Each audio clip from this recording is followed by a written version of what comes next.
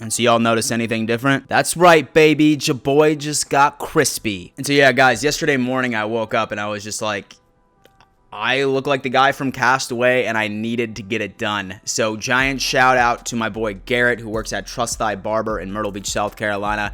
If you guys are ever in the need to get crispy and you just so happen to be in my neck of the woods, hit him up. He knows what he's doing. Dom Mafia, you guys are no stranger to my astronomical takes, especially during last football season when I would put out videos such as 5 reasons the Buffalo Bills are going to tear the Bengals a new asshole, 3 reasons the Buffalo Bills are going to destroy the Patriots, and on and on. Let me put it this way. When I first started, I got a lot of hate comments, but then at the end of the day, my dumb luck ended up being in my favor, because a lot of the times I was right. And I'm hoping that I can bring this same trend into 2020, hence why I titled the video what I did today. The Buffalo Bills need to win it all in 2020.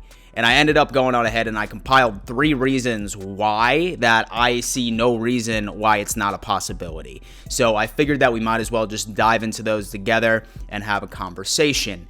I do want to do a quick announcement before I dive into any of these reasons. Say, for example, that you have no idea what to do with yourself between my uploads and you just want to see exactly what's going through my mind at each and every single waking moment. I highly doubt it, but, you know, for the 4 or 5 of you out there, I highly recommend that you follow me on Twitter. I have a bunch of Bills takes. It's the easiest way that you can talk to me. Just tweet me your questions. You could even send me some weird shit. Who knows? That's the best way to get a hold of me. All right, Dom Mafia, as promised, 3 reasons why the Buffalo Bills need to win it all in 2020 is starting right now. Number 1, you guys probably noticed a trend throughout the past couple of months when I was speaking on the Buffalo Bills roster, and that has not changed. There is not a single hole in this roster. You look at each and every single room that the Buffalo Bills bring to the table, and I really cannot think of a room where I'm like, holy shit, they're gonna hurt us this year. Now, if I had to pick one, might be our offensive line. Now, definitely that injury for Jon Feliciano was not ideal, but Brandon Beane ended up bringing in a veteran who, in my opinion, can really fill in the shoes of Feliciano and perhaps even take over his position at a whole, even when he does get back from injury. But going back to the other rooms, wide receivers, I mean, who were to ever think that Buffalo Bills fans could ever say this, that we most likely have a top 5 wide receiver trio in the entire NFL. As far as our backfield with Devin Singletary, who, mind you, didn't even start until halfway through the season last year and still broke 700 yards. Guys, completely ready to go on ahead, and he's ready to have a blow-up season. And then Zach Moss, who is that bowling ball of a running back that we needed, and we finally do have it. Then you switch over to the defense. Honestly, say that Trey White were to opt out, then yeah, your boy would probably be shitting his pants right now, and I would say the cornerback room is an issue. But with other acquisitions such as Josh Norman and people coming back such as Levi Wallace, Taron Johnson, you name it, and then you add on top of our safeties, who in my opinion, the best safety tandem in the entire NFL with Jordan Poyer and Micah Hyde. I mean, our secondary is absolutely nuts, and our defensive line is going to be causing nightmares for quarterbacks this year. You look at this roster, there is absolutely no hole. And there's maybe 2 or 3 teams in the NFL that I could think of off the top of my head that have a complete roster in general. In my opinion, there's no reason why the Buffalo Bills can't use this to their advantage in 2020. The second reason, we should not be scared of our division whatsoever. And so let's go on ahead and look at our division rival, the New England Patriots. Now, a lot of people were sleeping on the Patriots prior to the COVID-19 opt-out phase.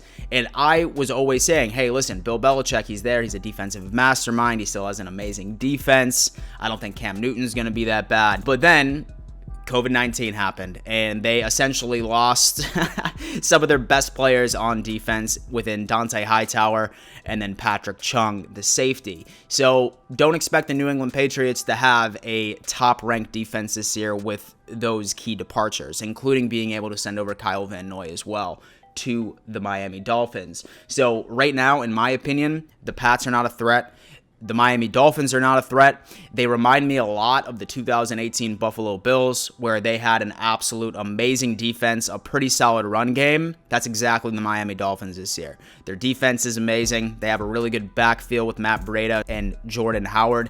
But I think there's still a lot of questions with that offense, and they're still a couple of years out. And then the New York Jets, as long as Adam Gase is in charge of that organization, they will never be a threat to the Buffalo Bills.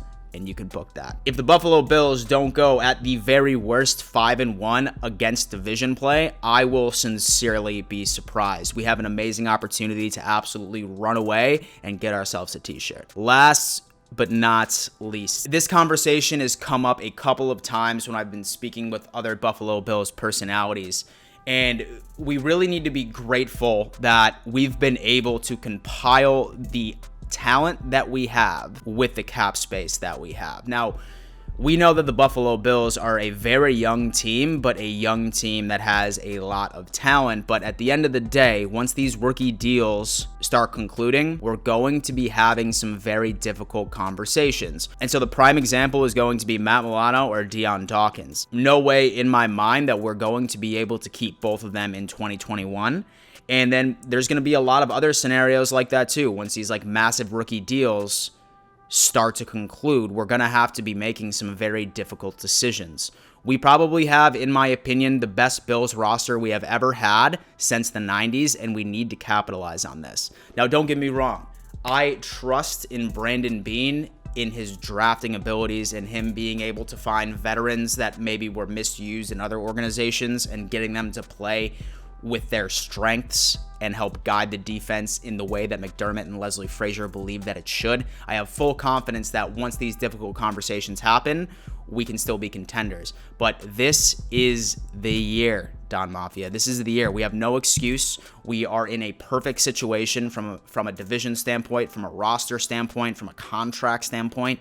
We are in the perfect situation. Now, within 2020, we're always going to have to worry about somebody coming down with a COVID-19 infection. We're always going to have to worry about injuries in general, especially since, summer training programs were essentially non-existent, unless you want to say that those virtual OTAs counted, which they really don't. As long as the Bills can stay healthy, then there's no doubt in my mind that at the very least the Buffalo Bills are making it to the AFC Championship this year. And that's just absolute facts at this point. Don Mafia, thank you so much for tuning in to yet another edition of the Don Mafia Report. As I mentioned previously, this is probably my ballsiest take so far of 2020, but you know what? The season's coming around, and I guarantee you I'll one-up this one eventually. Thank you so much for tuning in to yet another edition of the Don Mafia Report, and above all else, let's go Buffa.